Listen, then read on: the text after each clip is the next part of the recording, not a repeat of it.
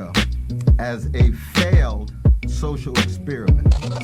How do we tell this story in a way that builds the kind of emotional momentum that colorblind ideology built? So many young brothers and sisters of the younger generation find themselves so far removed from the best of their past. What are we going to make out of the nothing we've been given? How do you envision possibility? Hello, everyone out there. Welcome to the Tightrope. Thank you so much for joining us. This is a space where we engage in rich dialogue and try to keep our balance on ever tough issues. I'm Tricia Rose, and I'm here with my dear friend and one of the greatest intellectuals on the planet, Cornel West. We always need Cornel West to help us figure out what to do and how to not fall into a basement of despair. But recently, we're putting him to work 24 hours a day because there's always something new. It seems every 24 hours, we got so much new we need help sorting out. So we're so happy to have him with us here today to help us with this week's drama. Cornel, what is going on in your mind this week, and how can you help us figure out what to do and how to be? Well, my dear sister, you know it is always a joy to be with you, be in dialogue with you. And I think part of wrestling with this grimness and this bleakness has to do with just holding on to the ones we care about, holding on to the ones that we love and love us. And one of the reasons why Sister Brianna, Sister Tamika and Troy, the family, the mother and father, and our precious Taylor, who's passed, but we'll always remember her spirit. One of the reasons we're so down and out is because we care, you care. And it's better to care and be down and out than be numb and cold-hearted and mean-spirited and walk around with a superficial smile on your face, you know? That's true. That's why we're blues people. You see, we look unflinchingly at the ugliness and still smile and still have style. Yeah, that's so true. You true. can be religious, you can be a Muslim, you're holding on to Allah, but you know you're catching hell on the ground. You can be a Christian like myself, holding on to Jesus, catching hell on the ground. You could be agnostic and atheistic like James Baldwin. You hold on to the love, but you still got that smile, but you're not denying the ugliness. And that's precisely what you do all the time, though, Sister Tricia. That's you. Well, I appreciate that. You know, it's easier when people ask me, how do you stay up, and when I'm experiencing it, it doesn't feel that way. Just yesterday, someone asked me, you know, what do you do to keep your spirit up? And I was saying to myself, nothing, no, because it's not up. But then I said, I actually gave the example that you just gave about, you know, finding humor. It's sort of dark humor, but nonetheless humor in the tragic comic, the absurdity of the situation. I mean, I could name many different things when I say that, but just that overall feeling like this is so crazy, you know, it's hilarious, right? At some level, so that you can laugh without simply avoiding the situation, but using the blues spirit to render a critique and an appreciation, and also the right kind of distance from it, because I think that's the other factor, is to not let it suck you all the way into its vortex, because we know what we have, our traditions, our principles, our ways of being, that we can get taken off our blocks, you know? Absolutely. I mean, those fundamental questions that all of us have to come to terms with: why live, why fight, why hope? Mm-hmm. And we had to make a choice. And we had to come up with some stories, some narratives to give us a sense of what makes life worth living. How do you connect to something bigger than you? Right. Why do you still fight, even in the face of overwhelming odds? Right. Because service itself has its gravitas. And then why hope? Because hope is not optimism. People walking around optimistic on their way to this crack house. I'm telling you, optimism is too thin. You're going to end up down and out. Hope is working through the grimness. Mm-hmm. It's that verb, you see, just not the virtue. Virtue is that verb to keep moving, you see, and the centrality of the arts. And that's why we're so blessed today, of course, to have one of the great artists of our time, because the arts allow us to use our imagination and our empathy to authorize an alternative reality. Mm-hmm. Mm-hmm. It gives people some foretaste of something better, even when it's tragic, even when it's deeply tragic comic. The energy generated gives you some sense of empowerment, so that you can actually be better and work for something different than what you locked into, the nightmarish realities in which we have to come to Right. terms day by day by That's day. right. That moment and we're so excited, we're about to introduce our guest. We're just so happy to be in conversation with him. But I just want to emphasize one point, Cornel, that you said about, that acting, that performing, that taking on another story gives you just enough space to say whatever's going on in your body in this moment isn't all there is, right? And that you can That's embody right. something else, whatever it happens to be. Just that space, watching it, living it, and being it, I think is a really powerful antidote to this foolishness. But That is let's so tell true. everybody who's here with us, right? We are Oh, yeah. thrilled. We are so excited to have Mahershala Ali, who's won 2, not 1, Best Supporting Oscars for his roles in Moonlight and The Green Book. This makes him the first Black actor to win 2 Academy Awards in the same category. We're going to come back to that a little later. But I'm sure you've seen his excellent work all over the place. House of Cards, one of my favorites, the recent series Rami, and True Detective. He's starring in a new film that's coming out called Swan Song. And for those who haven't heard, he's going to be the new Blade in the much anticipated reboot on Marvel. We're going to talk about that too. But he's really mostly known, I think more importantly known, for really an extraordinarily dignified presence and energy in Hollywood, with a serious acting commitment and an equally serious commitment to social justice and reflection. And so we're thrilled to have you with us today, Mahershala. Thank you so much for coming to be with us on The Tightrope. Thank you. What a wonderful introduction. I'm gonna try to live up to that. Oh, you inspired it. You've already lived up to it, for sure. Thank you. Thank you for having me. It's an honor. Well, we're thrilled to have you. Well, brother, you enrich our lives in a magnificent way with your artistic excellence, but also with your integrity, your dignity, and your grace, man, that you got a gracefulness about you. That's a tribute to your mama, your daddy, your grandmama, your granddaddy, all the folk that went into shaping and molding who you are, Thank you. And thank you for that's so true. I mean, I've spoken to you twice now, but all my impressions prior to this have been, mediated through TV. And whenever I see you at an award ceremony, I mean, it's time to come correct. You changed my disposition in my recliner. I'm like, okay, I better sit upright and pay close attention up in here, because there's no more BS going on around here. Mahershala is about to get on the mic. You got the real thing coming through, the real brothers coming through.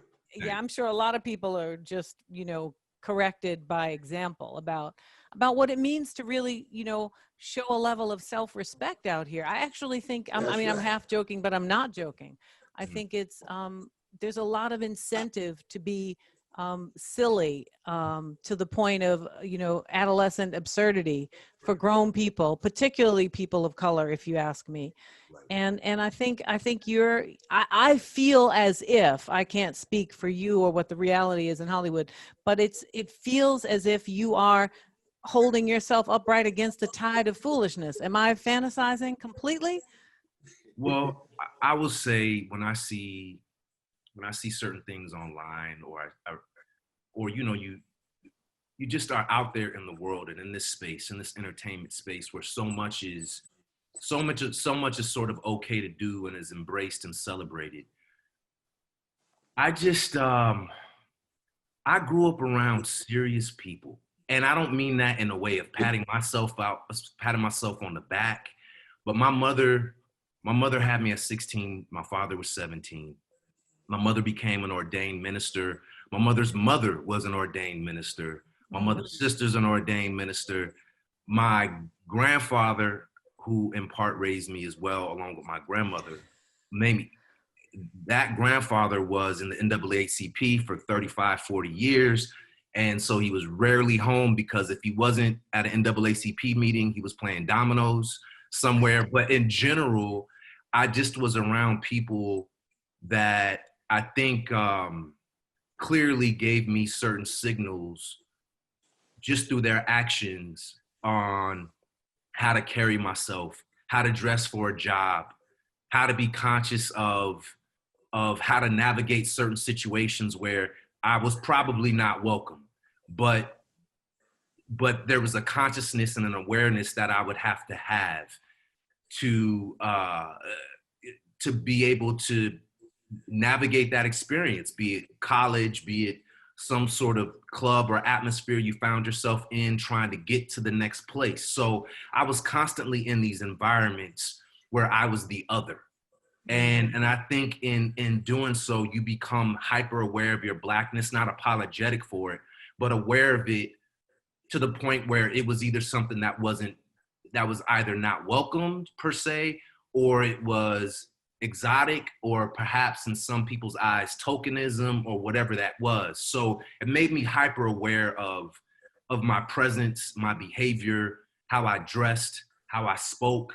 All those things cut both ways too. You know, as a Black person, that's a very complicated space. But I think I don't think I ever allowed myself off the hook to necessarily relax and just kind of go, all right, I can kind of play around a bit. I always felt a certain pressure to keep certain things together, which felt natural to me because that's how I was raised, you know? And other people were raised different. Other people value different things. Other people see the world different. So I don't have any real judgment of it. I just know there are certain things that I see that would just be unnatural to me. And so therefore I would be stepping out of who I am.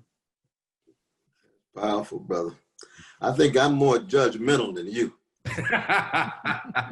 Some of these folks just be acting a fool, you know what I mean? I said, no, I hear you. I hear just you. pointed. We still love them now. We still love them.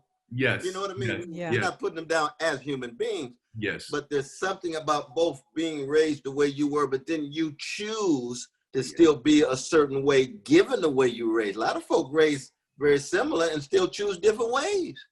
Right. You know what I mean?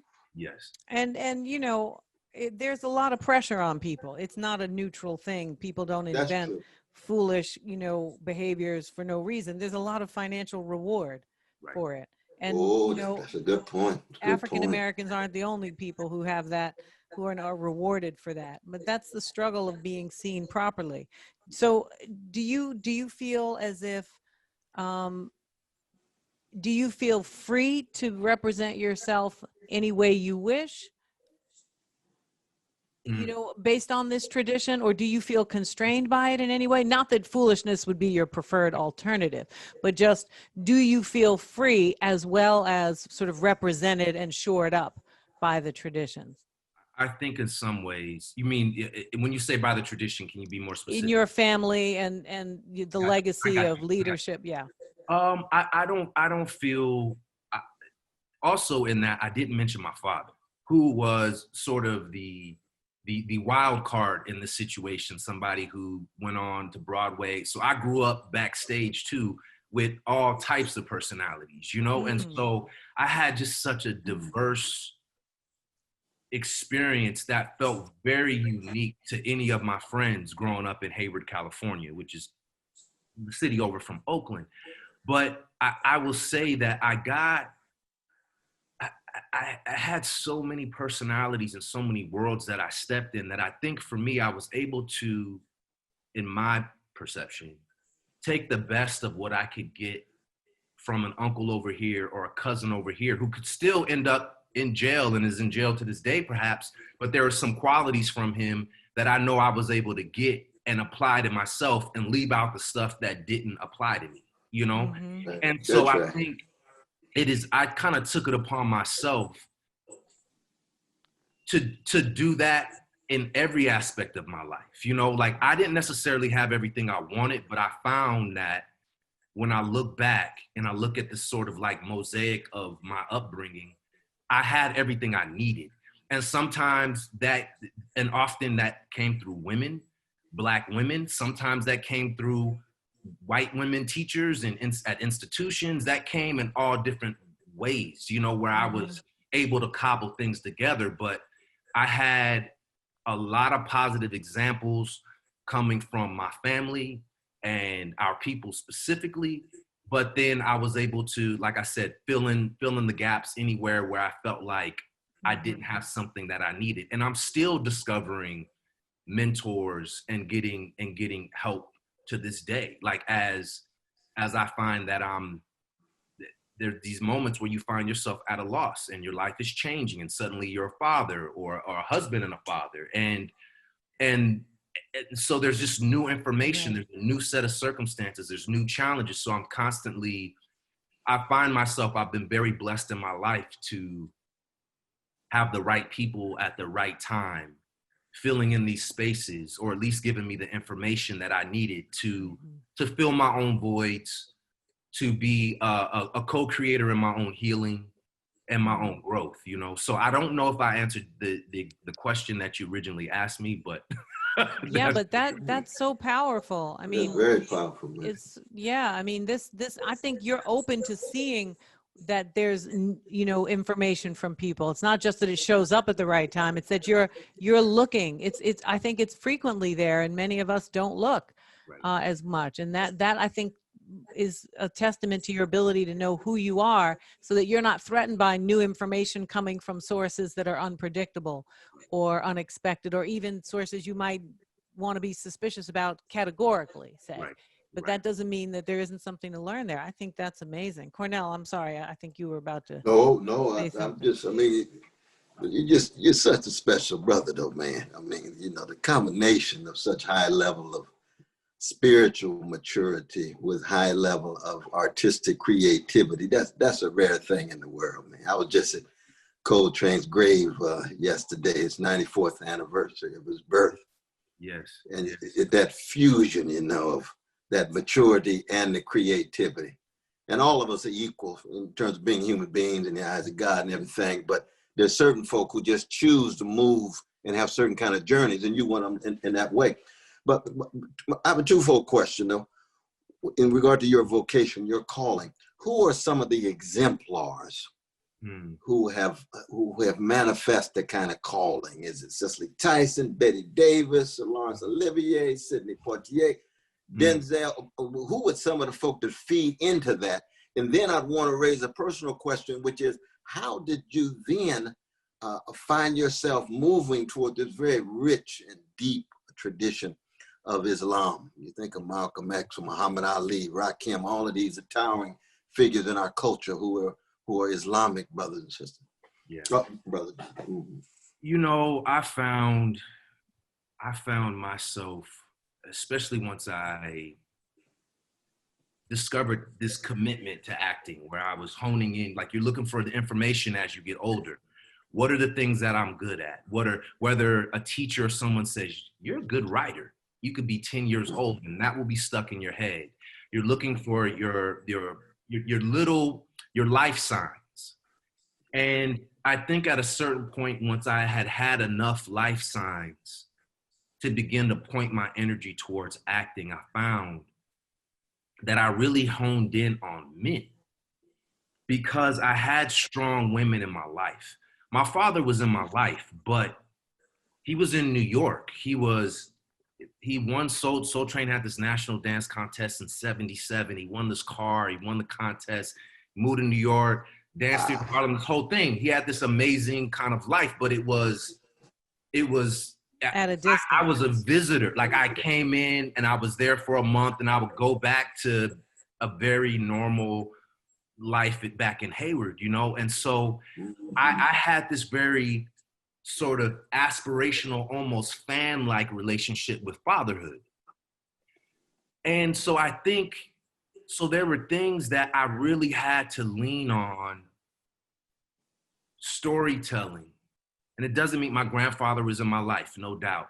I was able to get certain qualities from my stepdad, but again, that's not your father. And there was just certain things where I had to take pieces from people. But when I finally started acting, I found that I started examining like masculinity in a certain way from the standpoint of storytelling, though, because all your physical choices, those are all conscious, and you're all saying that this is an iteration of a man from this character's point of view. And so I found myself watching behavior and watching men in a different way.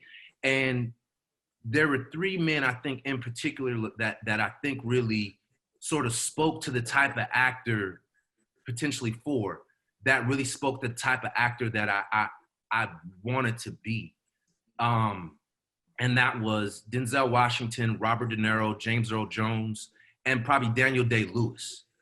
And for a combination of different reasons. But again, it's my relationship with that work too is so much about just not only just understanding the human condition and striving to be a great storyteller, but there's something that I understand about myself in every one of these roles that I take on, whether I agree with the character or not, that you're essentially advocating for that character from the standpoint of their perspective. You're sort of you're a lawyer for that character. Whether you love that, like you have to advocate for him till the death. And so in doing that, it has to expand your empathy and understanding for why someone makes the choices that they make or how they make the choices that they make. How do you set up the context for their life and how they understand those things? So those were some of the people I think that really early on spoke to me. And then, you know, I found myself a little bit later on just really sort of enamored with Viola Davis's work, you know, from I feel like she is without a doubt one of the best actors in the world, and I feel like you've only seen probably a tenth of her capacity in terms of range, because you're dealing with a Black woman who is a little older than me. So I'm talking generationally. When you go back, the opportunities are very, very, very narrow. So she's made a way out of no way, like 8 minutes of screen time and winning awards and that type of thing. And I found myself really responding to the power of her voice as an artist and seeing her explode through material like a dam, like creating a crack, like and do that consistently, where you're hard pressed to find a script and material that can actually hold her talent. Like it's always gonna basically come up short against what she is going to do with it. And so I think I think at that point I just learned a lot from her, and I'll learn a lot from her, and I love watching her. I love watching how dynamic she can make something that is like really simple. And I honestly, I've spoken to her, run into her several times, but I'm not speaking from a real place of knowledge, but my true guess as to why she's so good. Ingenue Ellis is another one. But why a Viola Davis and like an Ingenue Ellis are so extraordinary is because coming up to the point where people finally like sort of know their name or could go actually see something because of them, those are, for me, two examples that got really good from turning water into wine. Like those are the actors who make something out of nothing and get really good at it. So you actually give them some material, a little bit, you give them an inch, they're gonna take a mile, and it's gonna be just so they take off. It's gonna be a clinic the whole time. So that is like, those are kind of like, you know, some of the givens for me. There's a world, I love actors, I love learning from them. I love seeing how they just articulate sort of this emotional roller coaster of life, because then we can learn either what not to do or what to do, or just expand again our empathy as an audience and understand that every person is the star of their own story. And if you really get into the nooks and crannies of a life, there's something dynamic there. I don't care where they're from. I don't care what color or culture someone is from. And so those actors consistently make the ordinary extraordinary. Wow. That's unbelievable. I could be long-winded when I get warm. No, but it's you're powerful, man. Yeah, you're right on it with I mean, that whole breaking That's free, powerful. it's like that moment when a rock cracks open and water pours through, you know. It's just, if you can just get enough space, right?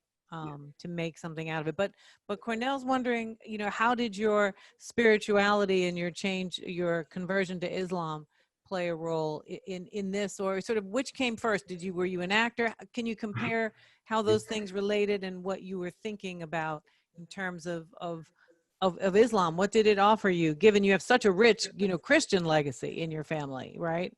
Yeah, I had moved to New York when I was, I think, 23 years old. So my father had been deceased. I guess 23, 24. My father had been deceased for a few years. And so he was a New Yorker. He lived in New York. And so I was there and he wasn't there. So it's actually when I mourned was when I was finally in the city. Because, when you have these long distance relationships, you're talking to somebody once a month, especially back then when it's really expensive to call, throwing quarters in the machine from wherever he's from.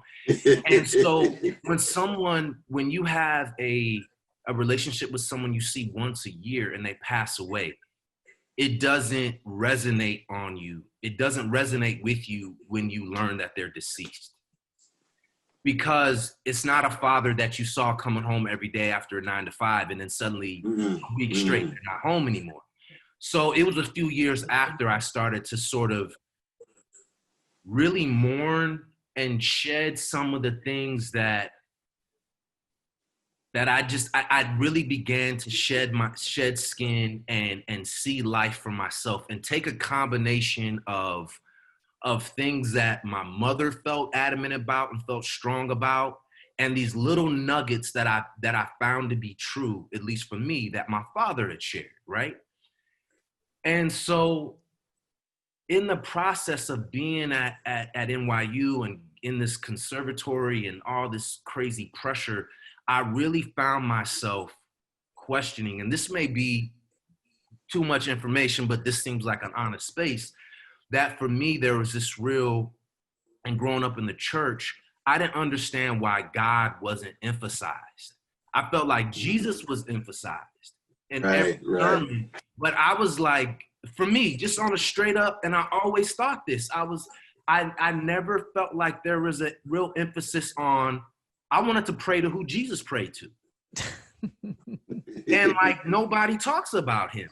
The one that Jesus is praying. Jesus is like, not my will, but your will. So I'm like, well, whose will is Jesus talking about? So for me, I wanted to be in a space where I was praying to the same being that Jesus was praying to, because Jesus never told me to pray to him. So once I switched that, then I noted things started happening different. For me, I was worried I was going to walk out the house and get hit by a car. But like when I stopped, because I was raised to, like, at the end of your prayer, you say in the name of Jesus, amen. And at that point, I started really wrestling with that. And I was by myself. I didn't have any other information coming to me. I started reading my own books and just learning about this concept of God and his oneness.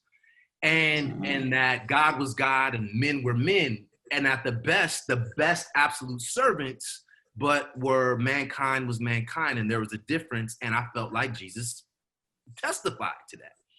So I felt like once I had a peace and a clarity about that, that's when I discovered Islam. I didn't know a lot about it, but I do know upon visiting a mosque with who is now my wife, but I visited this mosque and I heard the prayer, and it was in Arabic. I was in Philadelphia, by the way, and in a garage, like this garage converted to a mosque. Converted to a mosque. But the spirit was strong in there, brother, though. I would never, and if anything, that's always taught me that don't put emphasis on like the facade, like, the interior. And I tell you, when I got in this garage and this brother, Azhar Hanif was his name, about 6'5", just tall, multiple language speaking brother. Wow. Yeah. Wow. And was up in there and he gave the khutbah, he gave the sermon, and then he did the prayer in Arabic. and I didn't understand a word of Arabic, but my heart just like, it was like somebody took a towel and started wringing it out. And suddenly I just started like crying in the prayer. And, you know, I went through it and I was instructed by who is now my mother-in-law to follow the brothers that were in there. Just follow them. Just, you don't have to just follow the motions and go through it. And they went into the women's section. I went into the men's section. But by the time I was done, I had felt like I had taken some kind of bath or something. This was like December 24th. This was December 24th, 1999. The following week, I woke up. It was a Friday, and I was at my apartment in Brooklyn. And I just woke up, and I was like, I got to go to the mosque today. Again, I know very little about Islam at this time. And I still feel like I know very little. It's because it's such an education. But I woke up, and I was like, I got to go to the mosque. And I didn't even know where the mosque was near me, you know? Because, yeah, the other one, you were in Philly. I was in Philly a week earlier, right? But now I'm back in New York, and it's like Christmas break and all that stuff. And I'm in my third year of school, and I go to the corner store, and I was always that brother who walk in there and be like, peace, peace, how you doing? And get my chips or whatever, my toilet paper, you know, New York bodega type thing. Yeah, right. And I go in there, and I knew those brothers were Muslim. I just knew it. And I went in there, and I was like, hey, brother, peace. So he's like, hey, how you doing? I was like, good. And we didn't really know each other, but we always talk real quick. And I said, I want to go to the mosque. And he said, the mosque? I said, yeah, I want to go to the mosque. And he pointed to this brother who was behind on the other side, sort of, you know, the bodega's always got security or whatever, just the brother reading the paper or sitting on a chair. And he was like, he said, Omar's going to the mosque. You can go with Omar. And he looked and he goes, it's almost time to go. You ready? Long story short, I go and borrow my roommate at the time's car who was out of town. I said, I know I just got a shower. I didn't know what the proper washing was. I just know you got to go clean.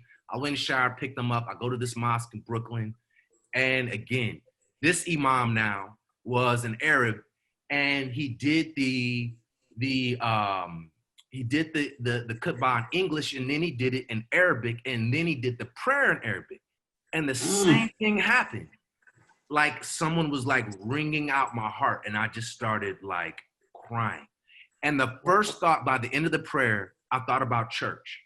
That's powerful. Muslims don't proselytize. Like traditionally, they don't open the doors to the mosque. Like that's not how you convert in Islam, or I'm imagining Judaism. So I was like, the prayer was like just wrapping up. And we finished, and I was sitting there like, I had cried, but I wasn't like aware of something that I was like going through per se. It was just, I was surprised by having the exact same reaction a week later. And this brother turns to me, and this was a mixed masjid, but he was black. I don't know if he was African-American. Again, New York, brothers be from all over the place, you know. Oh, that's right. The brother turned to me and he said, are you Muslim? And I said no. And I was, again, just thinking about like how they open the doors of the church at the end and invite anyone to accept Jesus into their heart and all that, right? And I was sitting there, and he goes, are you Muslim? And I said no. And he goes, do you want to be? And I was like, yes. Like I already knew the answer to that, you know? And he was like, you know, there's only one God, right? He's like, God is God, basically. I was like, yeah. And he goes, okay, hold up. Went up there, and then that's when I took my shahada, right? And then so that was December 31st, 1999.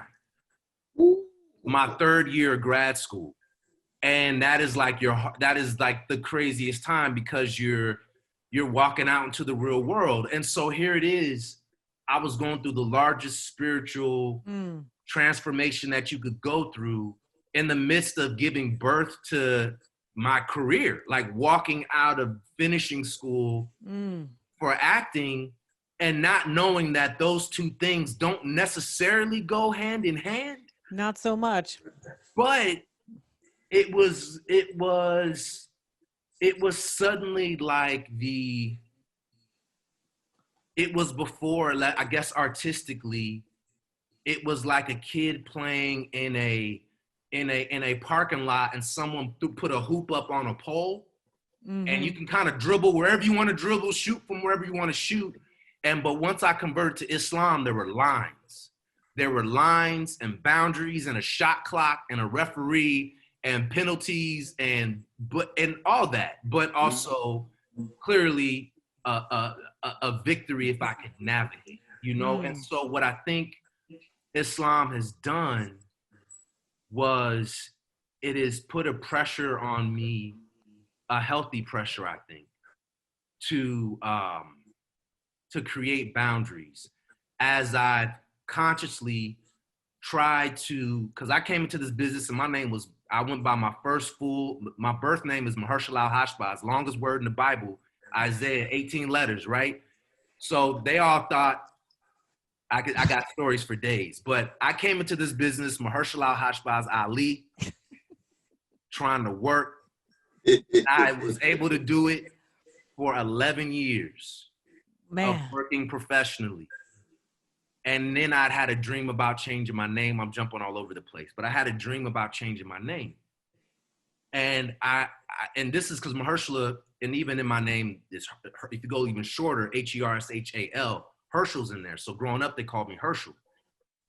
And Mahershala was something that felt just more mature, and that could fit on my social security card. So Mahershala is what I went by in college. But eventually, once I converted to Islam and I'm just going through my own rite of passage, I had gotten my first professional job in the business, and this producer by the name of Dennis Hammer called me, and he had said, I haven't spoken to this gentleman in probably 20 years, but he called me and he said, so I booked a pilot 9 months out of grad school, and he called me and he said, so the pilot got picked up. Congratulations. And I was excited, of course. Here it is. I've been acting all of 15 minutes, so to speak. I went from sports to acting. I got to some school somehow. So suddenly I'm about to be on TV. I'm like, cool, this is amazing. How this happened. But I also just converted to like this thing that I barely understood, but just felt right about in my heart, that at least the world around me has no concept of. And this is pre 9/11. And so he goes, is there anything before we get started filming that I can help you with? And I said, well, I'm excited to start filming. There's just one thing that I gotta address. And I'm the type, if something gets on my heart, that thing will haunt me until I speak on it. Even if it doesn't go my way, you can say no. But it will haunt me. I will be so disappointed in myself where it would be hard for me to live with myself, and I'll be getting angry. So I said, see, that's integrity right there. Yes. That's integrity right there. Brother. He's his own fire. Yep. So I had to speak to it. So I said, listen, brother, I need to go by my birth name, my first name. This is my first. I did one play up until that, but this is going to be my first professional television credit. I want to go by, I'm not even a year out of school. I want to go by my birth name. And it's been something I've been struggling with a little bit. He goes, well, what's that? And I said, it's Mahershala Ali.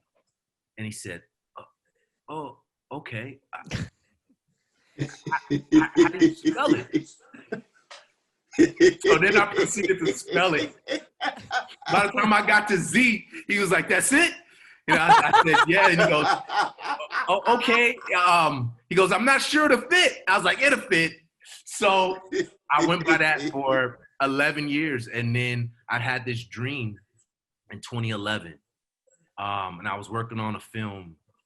And I had had a fairly successful run. If I look at my friends all coming out of school, we just wanted to get out here and book work and build a career for yourself. And you don't know where that's gonna be. You look at the Denzels of the world, or you look at peers who are coming out of the gate and doing really well. You see, like, when I was coming up, you saw like Anthony Mackie just come out the gate and was like leads in Spike Lee movies. You're like, how does that happen? You know, Yeah. So you see people, you're rooting for them, and you see things happen. You see Chadwick emerge and different people, and you're like, they become these lighthouses for you, right? Where you're going, how do I like, get over there? I got to get out this TV world and get there. Like, how do you do it? And so I I was seeing these folks, and I had this dream where I was debating on shortening my name to Mahershala or Mahershala, which would be the Mahershallal would be the correct syllabic break for my name. But I had grown up and people had called me Mahershala for so long. So I was debating whether to go by Mahershala or Mahershala. And when I woke up, I was like, I'm not changing my name. I haven't had this issue at all. Like I'm good with it. That's who I am. And then within like a few weeks, this issue came up where I had finally kind of nudged myself into a good enough part where I was actually gonna be on the bottom of a poster along with Ryan Gosling and Ava Mendes and these other people, and my name was gonna be up there. So they were like, hey, Mahershala, your name's just too long for the poster, so they were gonna shorten it to Ali. And I felt weird about setting that precedent. Or they gave like another suggestion. I was like, you know what?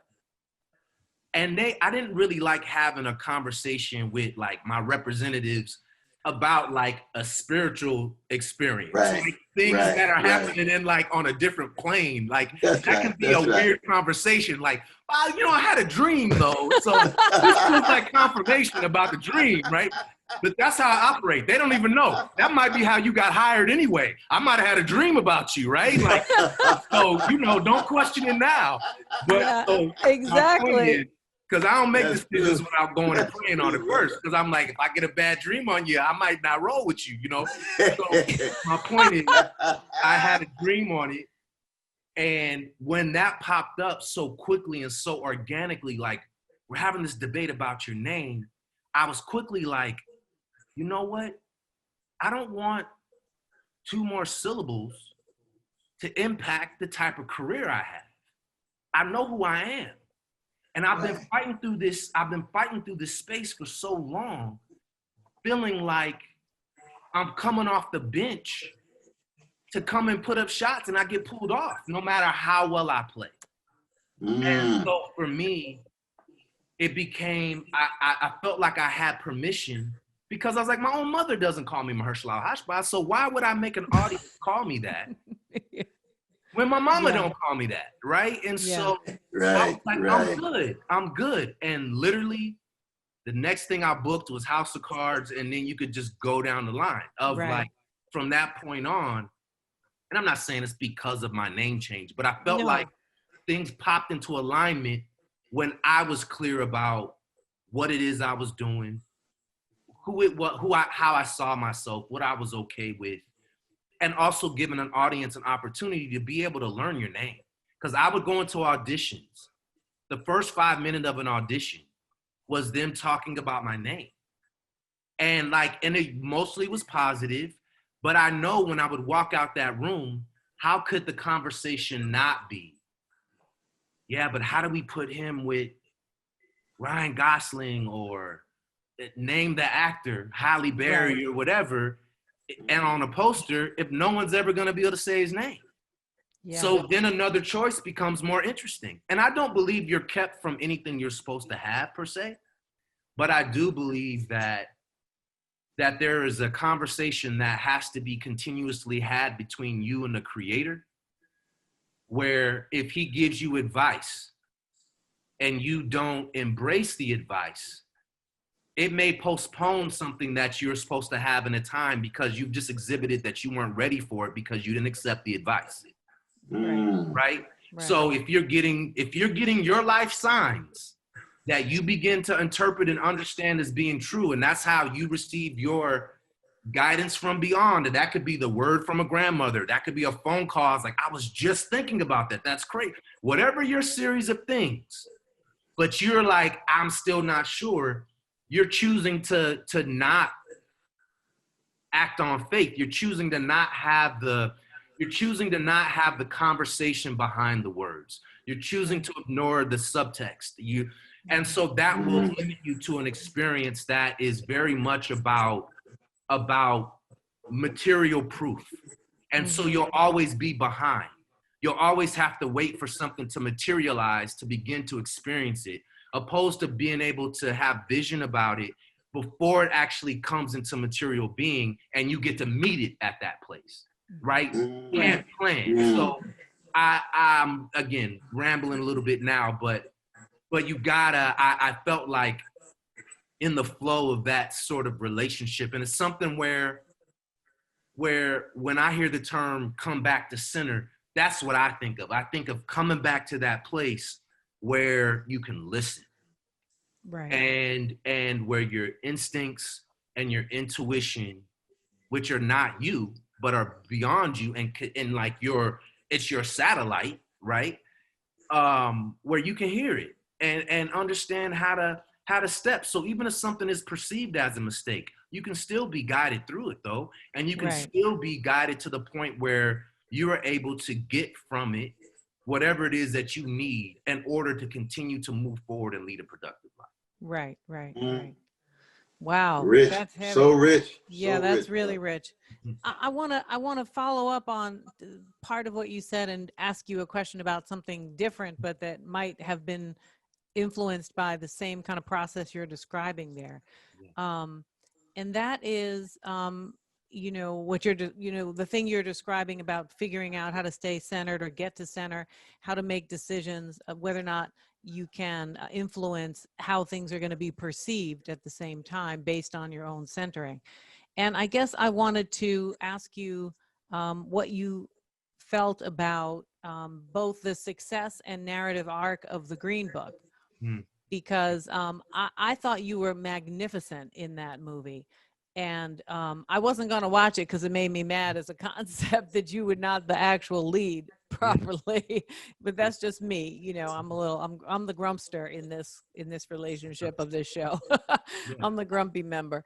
But I guess I wanted to ask you, how you felt about the way that story was chosen to be told, and how you brought so much dignity, so much complexity, so much nuance. I mean, it's not that, the so-called lead actor didn't do a great job, or that character wasn't interesting, because both things were true, right? I certainly see that. But I guess I'm wondering how a story that ostensibly is about so much African-American history, such a significant text in the legacy of segregation and violence, wouldn't be fundamentally about Don Shirley, in the general sense. How did you navigate that? And again, it's not a critique of you in any way, because I actually think, like I said, you did it. And if it was, it's fair. Like I don't.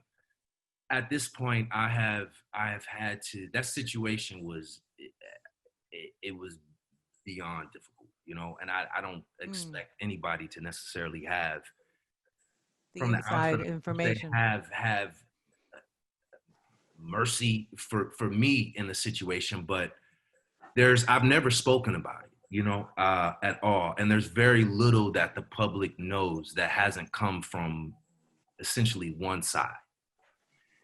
That there hasn't been, people haven't been given context about that whole situation. And I don't know if I'll do all that, but what I will say is what I thought I was doing and leading up into that moment, that, again, understand for me, in 2016, I still haven't been the lead of a movie to this day, and it's 2020, right? So I have 2 Oscars, I have Golden Globes, and all these awards. But you got a whole separate Wikipedia page just for your awards. Yeah, but I have never been the lead. And doesn't mean that as of late or in the last couple of years, I haven't been offered leads, but it wasn't, those haven't necessarily been great projects or the right project or whatever reason. But leading up into that point and coming off of Moonlight, again, a movie that you do for, I essentially paid to do that movie. Like you get scale, I worked 7 days, you hire publicity, you're paying all these people. So by the time award season hits, you're $40,000 in the hole from doing the movie, right? And so, and I'm just talking, but this is not like surprising. Like, right. Wow. Yeah. So you come off of winning an award, and actually how you even earn money is like this, I don't even call it a hustle per se, but it's suddenly you have an opportunity to or endorse a product that you are Right. okay with or whatever. And that's how you break even kind of thing.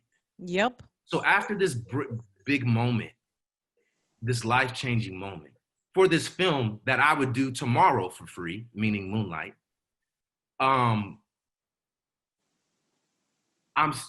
looking through all this material. I'm trying to negotiate myself into better roles with things that have stars in them already, literally coming off of an Oscar. And then Green Book comes along, and I knew Viggo Mortensen was attached to it. Peter Farrelly was directing. And I'm thinking, oh, this is almost like in that world of a "Oh Brother, Where Art Thou" type thing. Almost in the world of more in the world of like a comedy. And I was looking at that character from the standpoint of me, who has been supporting everybody's stories. I mean, anything I've been in, I've been a supporting actor, clearly, right? Up until that point.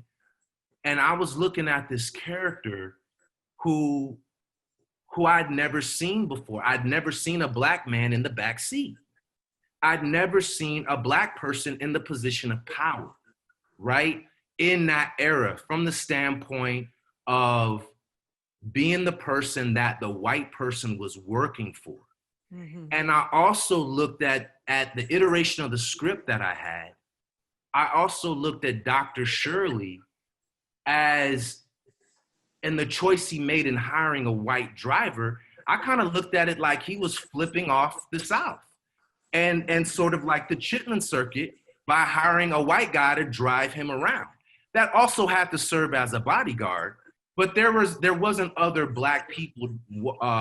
There weren't a lot. I think Nat King Cole may have had one, but there weren't a lot of other Black artists driving around through the South and white people having to witness a white man get your luggage, right? Mm-hmm. So there was the aspect of him being queer. There was the aspect of him being queer, which I also felt like I hadn't seen a Black man in power from the 50s, 60s, who was wealthy, affluent, educated, and also in the back seat. Because as soon as you switch those characters, that's a different story, right? Like as soon as I'm driving and I'm driving Viggo, that's a different story, right? Right. And so I think for me all around, there were enough elements I felt like in the story where me looking at it as an individual, I felt like I could bring something special to that character. Yeah. And also bring and highlight what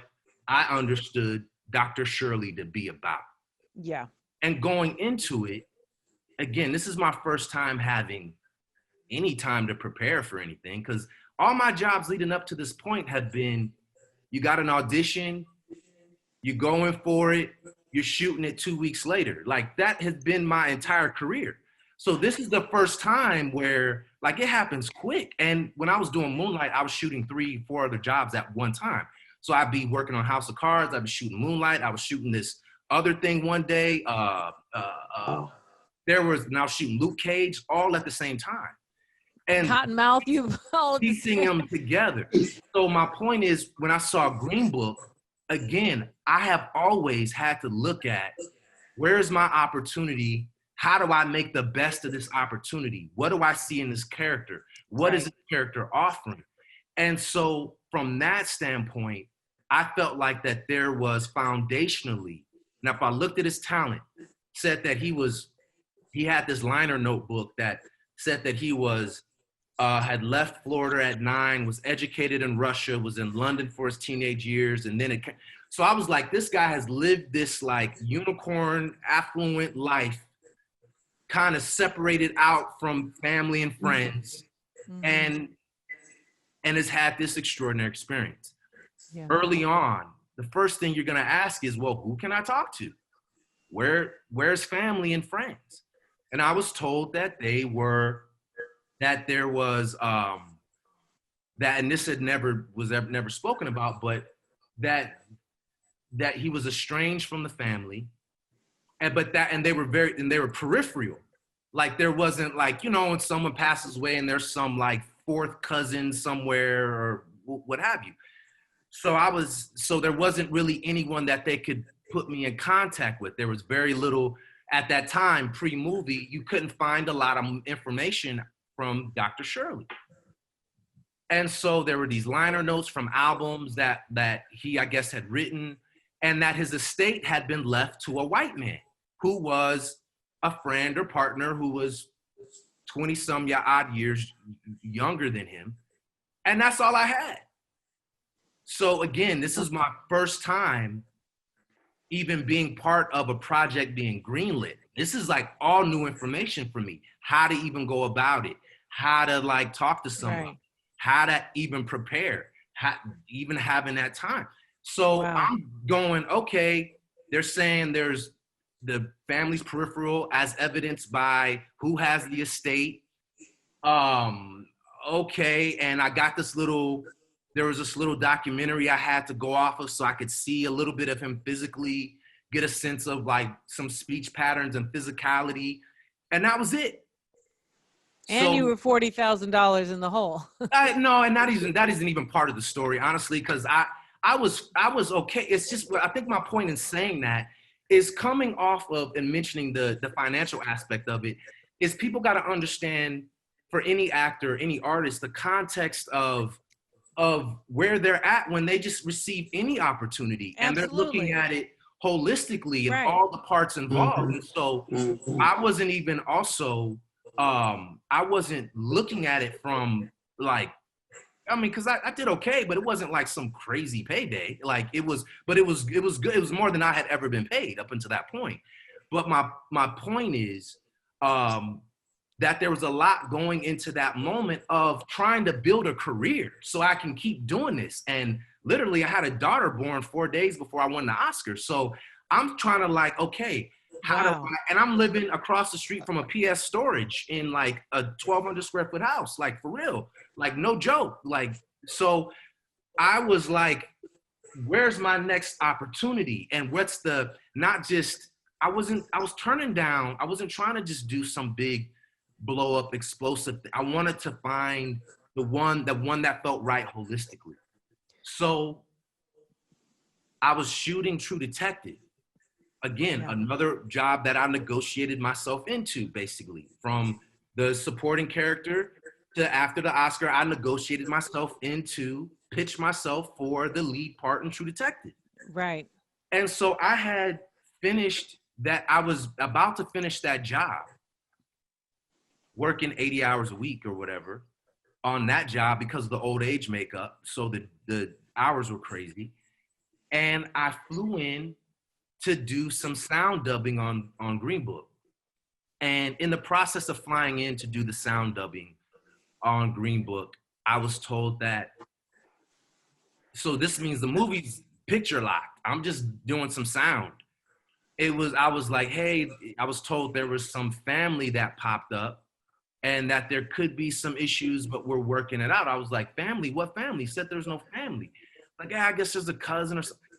So, and at that point, so for me, it was too late for me to hop on the phone and talk to someone, because then it's inappropriate. If the family is learned, if family has popped up now, and now the family's like, yo, we got some issues with this, we don't know, ... I can't, as the lead character, the character for that, representing that family, it'd be inappropriate for me now, if there's lawyers involved and stuff, for me to be hopping on the phone on behalf of the studio, talking to the family. I'm like, whoa, what happened? Like, I didn't even know this was the case. Yeah. And that right there began, I think from that standpoint on, it began this the relationship got so much more complicated. Yeah. And just even in things about feedback about the film, or things that I had issues with, perhaps, some of those things were not listened to. And I really tried from my standpoint. Yeah. And they weren't, and so I totally get, and just looking at how it all came together, I totally get like the issues, and understand, so many of the things that people had problems with. I think what got lost in all that is anytime you look at a situation, I feel like you have to look at what was positive about it and what was negative about it. And in whatever iteration, again, I wish I had, the type of actor I am, I would, believe me, I would have loved to have had family or friends or archived footage or videos to go off of to make my part more authentic, you know? But I feel like in any situation, I think you have to look at what is positive and what is negative about the situation. And for me, I think at least what I intended, why the situation was so difficult, was what I intended to do, what I thought I was offering from the standpoint of just what the character was doing, what the character was about, what I felt like the character represented. Because I felt like there were moments where Dr. Shirley was clearly empowered, that I felt like holistically what the character represented got lost in a lot of the things that people have problems with this film. So it kind of like all that totally got kind of thrown out the window. So then for me, it kind of felt like a waste. And like I put for me, I feel like meaning felt like a waste from thinking and hoping that this thing is something that will resonate with people on some level. Because I've never not had to negotiate. I've never not had, up until that point, not had to negotiate the things that I'm okay with or the things that I'm like, I gotta try to live that aspect of it, because that is your experience as a Black person in this industry, or probably any industry. It's always a struggle, and it's a struggle because you're concerned about these nuances, right? Because it matters to you. It wouldn't be a struggle for everybody, I'll tell you that. Right. But I just want to say, to me, the problem was that you gave this magnificent performance about the character who should have been the center of the movie. I had no problem with what you conveyed in that film. It was at all. My concern was only that, it seemed that story would have been a hard sell had you been the lead. Had the story been about Dr. Shirley, I guess my main critique was really of this idea that we still have to learn about a figure as amazing and fascinating and nuanced and as creative that he is through his, Italian bouncer driver. Right. It has nothing to do with you personally. It really just has to do with the. I hear you, and I don't disagree with you. The only thing I would say is why it came that way has, and this is not to say it's okay, but why it came that way has everything to do with who wrote it. From the from the standpoint of the son of Tony Vallelonga being invested in his father's story, and bringing in Dr. Shirley's character. And so, no, it wasn't where Dr. Shirley was exactly. And Hollywood was invested. I mean, I was really saying, look, it's just people of your integrity with your gifts and people like you that you mentioned, like Viola Davis and others, have to make a space out of very little space. Right. And really, this is an example. Because no one else had offered me anything up to that point. So there's no other director you could point to at that point, even post-Oscar, where they were offering me anything close to what you should be offered, where I could impact. So for me, again, the reason I say that is from the standpoint of every opportunity I've got, whether it be House of Cards or Luke Cage or Benjamin Button or the 4400, anytime you're looking at something, you're like, I wish I had more to do here.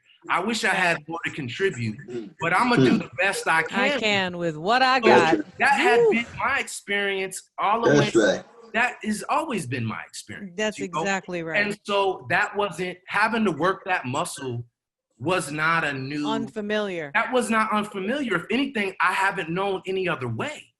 Wow. So again, my point is, part of my point is for True Detective. I was like, this supporting character is not enough for me. How do I get to do that? How do I get to be the lead guy? So I think for me, all of it was like, hey, this is again, there is no family that I had access to at that point to put any context to his story, to give me. Yeah. So for me, it wasn't, it was at that point, it was essentially a buddy film up until, because Dr. Shirley, I was trying to make him real from whatever I had to go off of. So Yeah. I'm like, I felt like I could do enough here to make. Oh yeah, and you did. And you did. Two-dimensional. And then after that, that is all I could control. And then you have to move on to the next story, the next Opportunity. or whatnot. And that had always been my experience. So I think in part there were so many things that made that situation like very, very, very, very difficult. Wow. But you know, I've tried my best to make peace with it and, you know, move on and try to do other great work. I hate when your integrity is questioned and that, I think that was painful, you know, but it's what it is, you know, it's what it is. You gotta, as an you can't artist, control what other people think anyway. All you can do is control yourself and your own choices. And I don't think there's anything wrong with your choice there. I was really speaking to the position it seemed you had been put in. Well, I would just say, you know, here's my thing though. If you look at storytelling and your opportunity to impact something, think about what happened to Moonlight. Moonlight was a miracle. I was in the movie for, 20 something minutes. And the fact that movie came together the way it did, the performances, the writing, the directing, the acting, production, all that was truly a miracle. We made that movie with a bag of nickels. And that was the thing that actually got me an opportunity to finally stretch it out and do more. And again, I'm 2 decades into a career and haven't been a lead yet. So you're constantly looking at what can I do with this part to one, because I have more to say, but I want to see as a Black man, I want to experience, I want to always be a 3-dimensional character. I actually want to not always be supporting someone else's story and be leading the way. But you're also looking at the crumb trail that you've had to follow to get to that point. Exactly. And I didn't walk out of school and anybody hand me jobs like that, you know? And so I'm like strategically putting together how to empower myself where I can make choices that I want to make. You're stitching breadcrumbs together. Yeah, so I'm like, I don't know, nobody else has offered me anything that was comparable or even close that wasn't like still 7th on the call sheet or what have you. So, you know, I'm doing what I can do, you know. Right. People have but you've been true to yourself. You're true to your calling and vocation. You're allowing God to use you. And it may just reach the point, my brother, just like Denzel, where you have to direct yourself. Yes. Produce yourself. Yes. End up writing some of your own narratives with you. Yes. As the lead. You know what I mean? Yes. We work. You don't know what the Lord has in store for a brother like you, given your genius and talent, man. You just don't know. That's right. That's right. And actually, you know, also, I mean, just to focus on a lead of some sorts, which I think is very important. Remember, we started out talking about being able to imagine yourself in a new place, and you know how important, you know, a science fiction is becoming for young people. And you know, I mean, absolutely, Black Panther was just a huge breakthrough, and now you're going to play the next Blade, which was really the first experience we had with that. And you know, can you talk a bit about, you know, why you wanted to play that role and what you think about it? Because I think these are not just fanciful stories, they're really about how you imagine yourself out of the boxes that we're placed in. So to me, it's actually very important and creative. Tell us a little bit about that role and how it fits into what Cornel's saying about imagining, writing yourself in a sense. So I did this Marvel show for Netflix called Luke Cage, right? Yes, I know. I watched every episode. Oh, thank you. And yes, so I know you well. So in doing that show, the day it premiered, I had turned to my agent and I had said, "What are they doing with Blade?" Because I kept hearing that they were trying to find a way to remake it and put it back together. And it was exciting for me to get to be in that Marvel space and TV. But for me, my goal had always been film. And so to get to, but also being able to participate in television in very specific ways that had real meaning. But my larger goal was to be able to really navigate between film and television. And so I turned to my agent and I said, you know, what are they doing with Blade? And he goes, I check on it. And so there was this long process of them speaking about, at least in the television division, really wanted to make it a TV show again, but not necessarily trying to acquire the rights still, and some things kind of going on. So it took a couple of years, but it was really my participation in Luke Cage that sparked the idea, married with being so inspired by Wesley Snipes' work and what he had done and how much had changed since his iteration of Blade, and how that had really sort of like ushered in this era of like this Marvel and DC sort of like comic book stuff. And so for me, like I just felt like, since they were having since they were having conversations about bringing it back into being, I just wanted to be considered for it, because I had definitely a connection, at least in my mind, to Wesley Snipes, going way back to high school when people used to joke and say we looked alike and all this stuff. And so he was someone who, you know, sometimes people try to throw a little dig on you. They call me his character name. They call me Shadow from Mo Better Blues or whatever, right? Trying to crack. So I'd had this relationship with Wesley, but it also turned really super positive, because that was meant as a dig.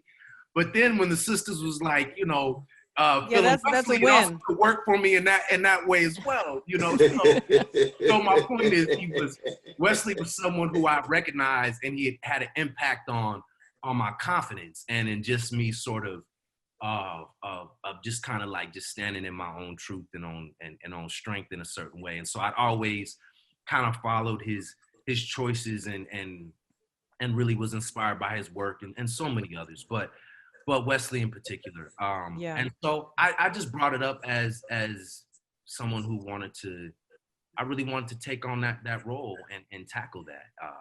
And I think he now, also feels a little darker. I love that he's Mahershala, darker. That's all. In terms of tone, he's a little bit darker than some of the other ones. And so that's true.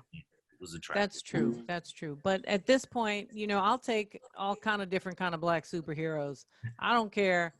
You know, I'm open-minded in regard to creating an imagination space, because there's so much effort to really contain us, to devalue our souls, our bodies, our spirits. So anything that has extra powers, you know, as imaginary as it is, and nobody is going to do what you'll be able to convey. You're an extraordinary actor, and I'm sad to hear that, you know, there aren't more opportunities. I know there aren't in general. I know there's a big renaissance. There's a lot more stuff going on. And don't misunderstand me. I'm by the grace of God, I'm doing fine. I have opportunities. Of course. But it's just there is definitely quantity doesn't equal quality either. Like, you want to be able to sustain a career through making quality choices. And like, all money ain't good money. So you could take money and opportunity today that will bleed you dry later on, because you've been branded with something that is not sustainable. And so for me, my choices have to be able to sustain what I hope to be a many more decades long career, God willing, you know. And so it will be for sure. So I try to choose wisely. That's all. And sometimes I don't always get it right, but I do the best that I can, you know. Well, you know, you're doing. What I'm saying is, I think you're doing an extraordinary job, and we're just looking forward to hearing and seeing all the things you're gonna do. And you know, it's just such a rare gift, as Cornel was saying, someone with your talent, but also your not just your spiritual growth, but the way you don't cordon these things off. So many people are spiritual over here. They got a whole story, and then they got their careers and their actions, and never the twain shall overlap. And for you, they are one and the same. And every story you've told today makes that so. You know, even in terms of figuring out when and how to shorten your name is really about the combination of those forces always together. So we're just so happy to have had you here on the show. But it's been a magnificent interview. Really, Thank you. we've learned so much. Thank you for having One of the best ones. It's just so real, so honest. So I know. candid. And we want you to know you have a permanent invitation. We say that a lot, but I extra mean it for you. To come back anytime you want to talk. We'll reach out, and we just wish you the best. And I look forward to seeing you. I've nothing wrong with you being on Netflix, because I can stay home. I don't have to wait for it to come to HBO and all that. So I'm not mad if you stick on what I call, movie TV. Hey, it's all changing these days. So I know. So we look forward to have a stream. Thank you so much. I love you all. Thank you. God bless you. Love you too. God bless you. You Thank too, you. Mahershala. We'll right. see you again soon. Take care. Peace and blessings. Thank you. Wow, that was amazing, Cornel. Wow. Yes, You learn. Yes. Whew. Oh, the brother's his intellect, his clarity, and the goldenness of his soul and his heart. It's a beautiful thing to witness. I'm just so glad that people will get a chance to once again be exposed to who he is. Exactly. I think it's so important that there be a space for, especially, all actors, all artists, but certainly, those of us who don't get the same kind of in-depth sort of coverage to talk about what's going on in their experience and on these careers. And so it's easy to just jump to lots of conclusions about what people's choices are, what their circumstances are. You assume a brother wins, best supporting actor in Moonlight, the best film of the year, that all these doors must have opened, right? And then what the real truth is, maybe that's not the case. We're not speaking for everybody here, but it's just that kind of in-depth sort of reflective space is something I'm really, really happy that we're able to provide. I was glad to hear him say that he's had a number of different opportunities, people coming at him in that way, and he is doing well. But generally speaking, it's just the case that, Hollywood has difficult time dealing with the great talents like Viola Davis and Brother Ali. It's just a fact. And yet they will continue to flower. Of they course. will continue to flourish. Absolutely. Right. And it's, to say that they're not being given as many opportunities as their talent deserves doesn't mean they're starving. It just means, if you're the LeBron James of acting, you should be on, the team that's going to get to the finals. You're not supposed to be languishing in the D League somewhere, So it's not to say that people don't get to feed their families. It's really about commensurate opportunity. It's true. It's true. Yeah. And a lot of us have to do with the quality of what they're offered. When he said that quantity doesn't equal quality, I think that's the same is true with Viola Davis too. That there's an integrity in terms of who they are as persons, as well as towering artists. That's right. That they're going to be selective in their own distinctive ways in terms of which particular parts they choose to. That's right. enact. That's right. No, absolutely. Yeah. There's But I want to thank you for that interview, because your questions just right there to tease out so much depth in regard to who he is and where he's been and what he's doing and what he plans to do. Well, thank you. I'm just curious about what's going on. I feel like we're so fortunate to have your analysis and all these great guests. I'm just like a kid in a candy store 24 hours a day fooling around with this tightrope. So I'm happy. That's what I am. That's what I feel like, a kid in a candy store.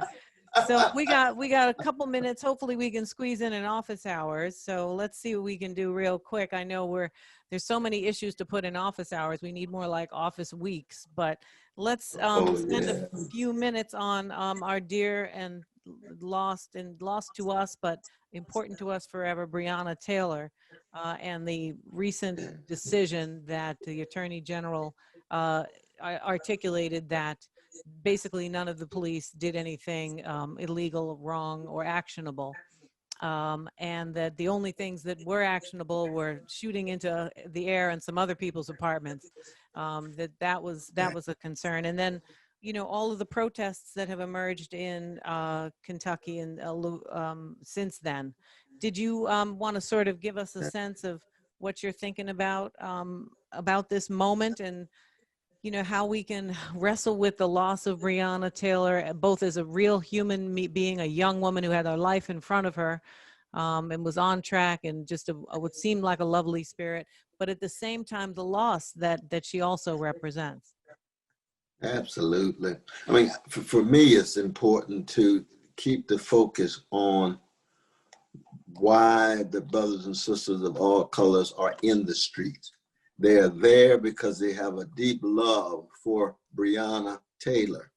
They have a deep love for Tamika, her precious mother, for Troy, her precious father, and other people who have been killed by police, disproportionately chocolate. So we begin with her. Yes, she's Black, and it's not just her Black Lives Matter. Her Black lives is profoundly precious and priceless. And we hit the streets because when we hear rationalizations, once again, even when it's from a brilliant conservative Black brother, I think we ought to be ashamed of rationalizing this kind of murder, because he talks about truth and evidence, but his mentor, Mitch McConnell, ain't got nothing to do with truth, ain't got nothing to do with evidence. Just gangsters dead up. So that when he talks about truth in that way, people are looking at him in a certain way. No. Have you really presented all the evidence? What are the lenses through which you look at the evidence? Why is it when the bullets go through the white side, the white neighbors, that particular policeman gets indicted, but when you actually kill a precious Black sister, right, they walk away free? This is a reproduction of the same kind of lack of justice when it comes to Black people, but all of a sudden the deeper concern of the nuances and subtleties of the law vis-a-vis those on the vanilla side of town, you see. Right. So people who don't understand the anger and righteous indignation that generates, they're just cold. They don't really have the deep kind of care of Black folk. I'm not saying Brother Cameron doesn't have a care of Black folk. I think he does. You could see the struggle in his own presentation. Mm-hmm. That's true. But his own mother, who is as precious as anybody else. Yeah. But he also knows he's playing a particular role and function, and that's what people are going after. But the issues going after his decision and going after the racist system in which we find ourselves. Yeah. I mean, there's no question that we should stay focused on why people are in the streets.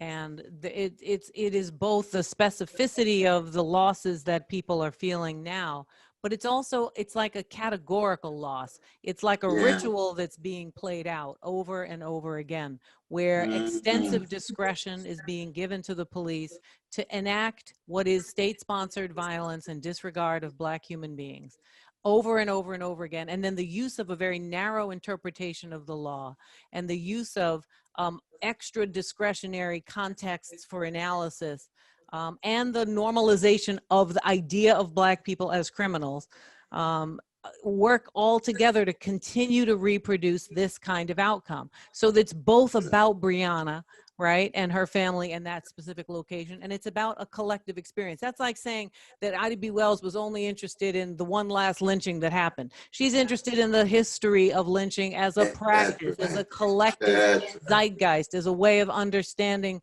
what is acceptable and why. And so we want to do both of those things, I think. We want to keep our eye on the fact that this is an important emphasis on a Black woman, which is not taken root, as you mentioned earlier, has not taken root in the national imagination as much as it should have in the past. But at the same time, it's a broader thing. Where were the cameras? Where is where's the things that they're supposed to be doing? Why are they not accountable to anything? Again, it's the familiarity, it's the repetition, it's the common sets of excuses that they get away with that is part of the bursting frustration, sadness, and anger. Absolutely. And I come back to your point about the centrality of Black women being at the center of righteous indignation, because there's been a tendency to accent we Black brothers. And we need to accent both. But this particular moment, I think, is going to be one in which we have more of an egalitarian focus in terms of who's actually being victimized and brutalized and murdered by some of these policemen out of control who never end up going to jail, never end up having any accountability. You know, Yeah. it's like, my God. Yeah. My No, God. it's appalling. And then, the last thing that I'm wondering what you might think about is, supposedly there were 2 policemen shot during the protests last night, or in the last 24 hours. I'm not exactly sure what time it took place.